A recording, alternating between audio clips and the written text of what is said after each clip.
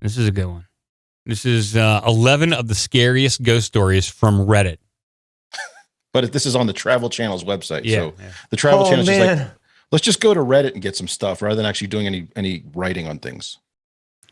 All right. We'll read this. And it's a listicle, so you can kind of go through this a little bit. Okay. Well, we do like listicles. We love lists. And okay, we'll go through. They're not numbered at all. Okay. Let's see. Well, here. you could just say number one and say, but I don't think they're in any sort of order because again, this was a half-assed article written by a 22-year-old at the Travel Channel. Just went to Reddit. Yeah, that's true. Okay. Well, I will. I'll do my best to get through this, and we will all be frightened together. Okay. Sure. Let's make it happen. Come on. Well, this first one's titled, It Wasn't a Little Girl. And this is, I'll big in this on the screen. There we go. So it's easier to read. Here we go. I was camping with my husband and his family at a small remote lake in New Mexico. There was about 10 people in our group and another group of 6 people in the next campsite. It was nighttime and both groups were doing typical activities, making s'mores, having a few drinks, and telling stories when we all heard what sounded like a little girl yelling out for help. Neither group had children with them, but we were all positive we were hearing a little girl and decided to search the area we heard the noise coming from. There was a field behind our campsite, and we all saw a very tall, pure white figure standing maybe 100 feet away from us in the field making the noises. We all agreed this thing looked maybe about 6 feet tall, skinny, and white as can be. We made our way closer to the area to investigate, but whatever it was that we saw started backing off as we got closer. It disappeared into the trees. All night, we continued to hear a little girl calling for help as we tried to sleep. Now, I will say this. Bigfoot in the woods, okay? It's often rumored that you can attribute it to Bigfoot or other types of, you can say skinwalkers, ghoulies, or ghouls. Did you say ghoulies?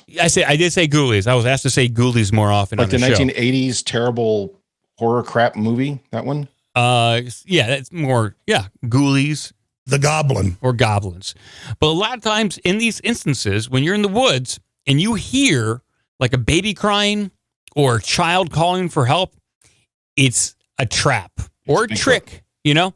You got to be careful. It's not a treat, though. It's most likely not a treat. What they're trying to do is to get you away from the group so they can abduct you and have their way with you. This is fairly common. It's a common story in the Bigfoot community. A lot of people attribute it to just a lure that Bigfoot will use. Other people attribute it to other like types of supernatural or paranormal entities to do this kind of activity to get somebody to leave their group. So very interesting that it was all white, moving back into the woods. I wish they would have went further into detail. If somebody out of the 16 people, you figured there would have been 2 drunk guys that said, fuck it, we're going to go chase the thing in the woods. But apparently not. Or fire a couple of blasts at random into the bushes. Yeah. Yeah. Fire 2 blasts and see what happens. Here's another one here. The unrest stop. I was driving across the country with my mom and sister when I was 16, and my sister was 20. It was late, but we were well rested, still, and alert. I don't know what that means. Well rested still. Okay.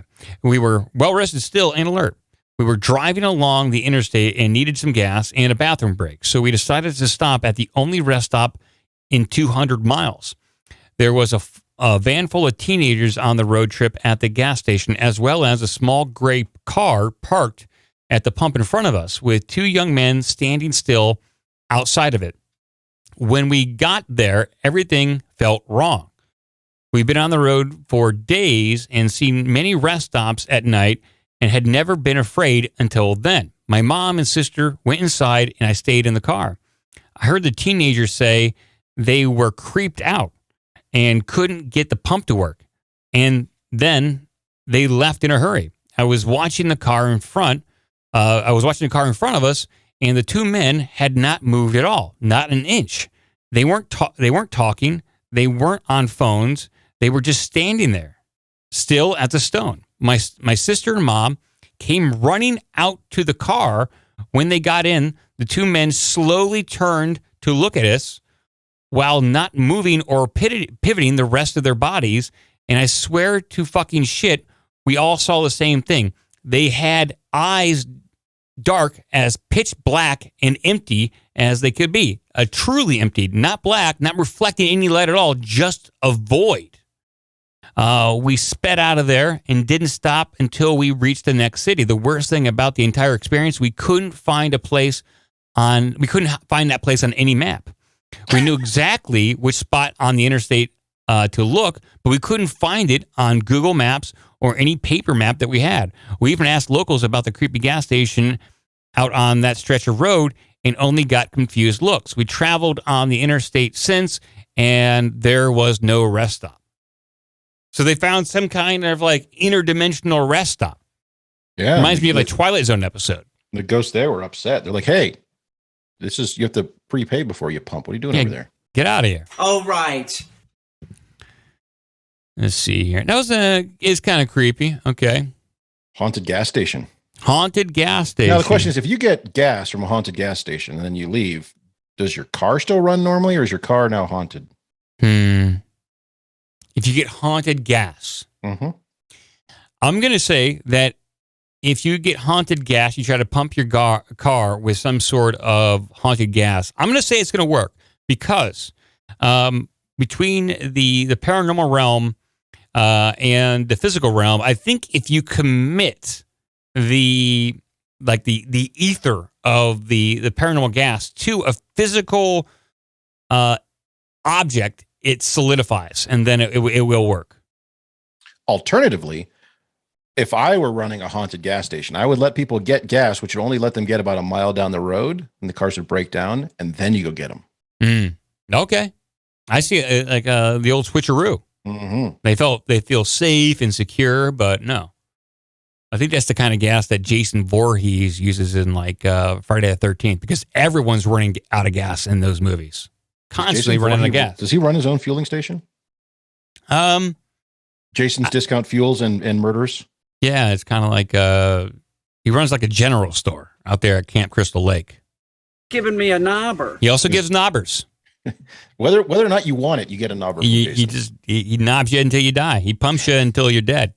Jason will come and kick open your door and give you a forced knobber. He pumps you dry. Giving me a knobber. Let's see here. Let's read this last one here, then we'll get over to another ghost story.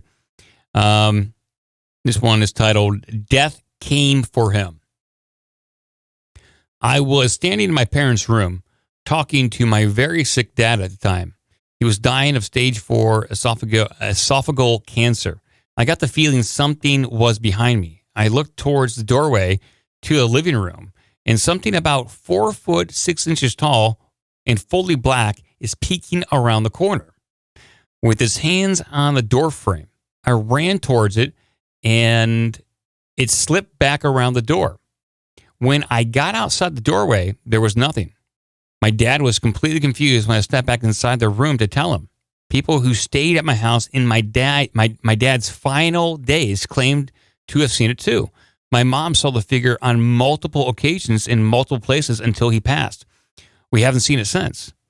I didn't know what possesses me to binge read Reddit true life ghost stories about twice a year, when each place I've lived always has some kind of resident spirit. Okay. Sounds like a shadow person. Or the Grim Reaper in some capacity. Yeah, but I've never heard the Grim Reaper being described as 4 feet tall. No, neither have I. No. That's like the replacement Grim Reaper, because the other one was busy that day. He had like a dental appointment he couldn't miss because he'll get charged anyway, so he has to go, and he sends his intern in his place. I wonder, maybe some people out there know more about this. if there are other stories that are about people that are close to death, and if they are more likely to see shadow people than people just living their everyday life, not close to death. Like maybe there's something that shadow people or these entities are attracted to people who are about ready to pass on for whatever reason. They want access to their spirit and their soul as it leaves the body, or there's some sort of energetic psychic phenomenon there that they want to witness or be a part of. There's some interesting things that happen. We also have that story of the Greys wanting to basically capture people as they die or abduct them and use their souls so they can move on to the next level of existence. So yeah, that's great, isn't it? There's the rumor that the gray aliens want to hijack our souls to for their own use, which is for them to use our soul system so they can get to the other dimensions, so they can get to the glorious afterlife that us humans have access to once we pass on. Maybe.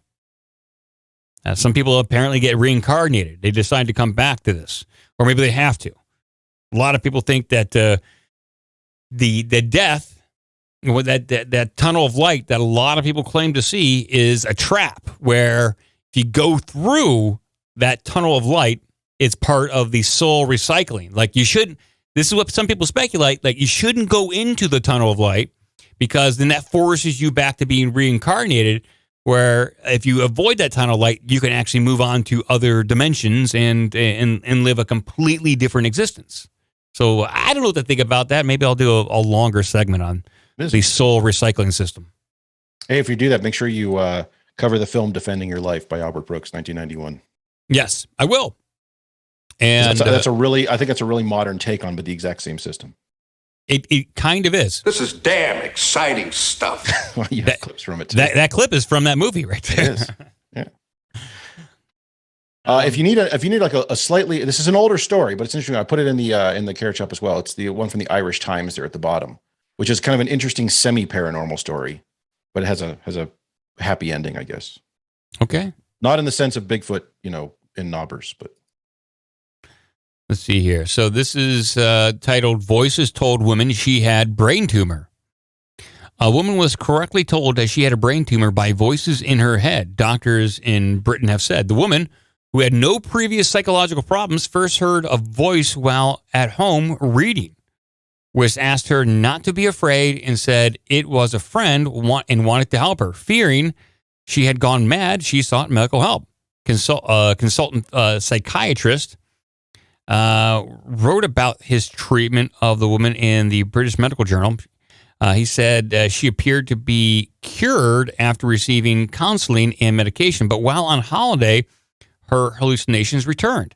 This time, there were two voices. They told her to return to England immediately because there was something wrong with her. Back in London, the voices gave her an address to go to, the brain scan department of a large London hospital. The woman persuaded her husband to drive her there. The brain tumor was discovered, which was duly removed, after which she made a full recovery. As she regained consciousness after the operation, she heard the voices for a final time. They told her, "We are pleased to have helped you. Goodbye." That's fucking good news. That's good news. That's a positive one. That's amazing. Yay! This is from the Irish Times, my friend. They don't be lying over there at the Irish Times. Oh, no. I like to think it was a bunch of kids from Caltech playing a prank on her, but still. Well, regardless, if it was somebody that had some piece of technology shooting beams of sound into her head, they knew she had a brain tumor. It's Havana syndrome. Something. When was the story from? This is from 1997. Yep. I like this kind of story. I like the fact that they gave her an actual street address.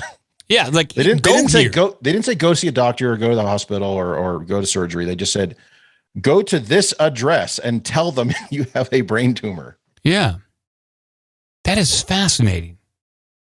And then they chimed. So after the tumor was removed, they chimed in again and they said, well, goodbye. We're pleased that you did the right thing here, and we'll maybe talk to you later.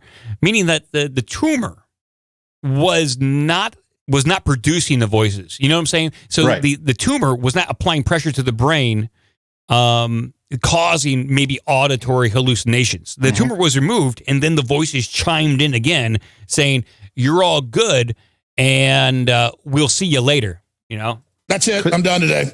Could the voices have been like the paranormal mobsters who were going to like do her a favor, and then they could reach out to her again when they need her to do something for them?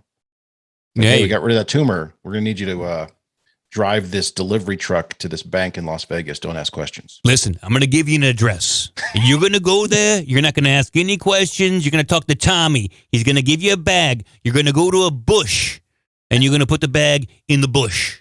All right? By the way, you got a tumor. Also, you have a tumor. You might want to get that checked out. Here's the address of my doctor. Here's the address. He's a good guide. Dr. Vinny Boom Bots, all right? And that guy was told, a woman's going to show up. She's going to say she has a tumor, whatever. Just like whatever you do. These keep going back. That's how many layers